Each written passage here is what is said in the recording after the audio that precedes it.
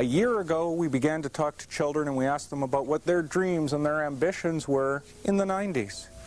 Their talk was filled with demons and ghouls and death, a gospel of outright Hinduism, occultism, humanism. The ideas that have survived in the East for so long are literally invading the West.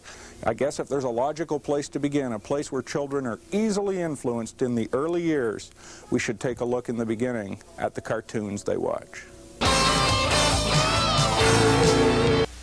They seem to be all over the table. I see weapons, games, toys. There's even Turtles Craft Dinner. But slowly but surely, through using their hero or their guru, who is a rat named Splinter. You heard it here first, folks. A rat named Splinter is the hero of this cartoon. And Paul, I think people need to understand as well the background of ninjas. As Eric pointed out, the Mutant Ninja Turtles are presented as heroes. The ninjas would have these, they're called shurikens. They would dip these in poison and throw them at the victim, usually striking the victim in the eye. People hated them. They feared for their lives, knowing that ninjas were around. These people were trained, as I said, from infancy in the ways of black magic. What in the world does hockey have to do with Ninja Turtles?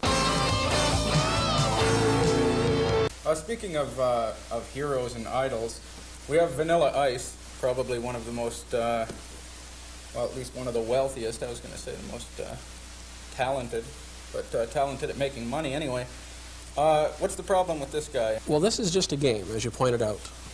We haven't played it. We haven't even opened the box. But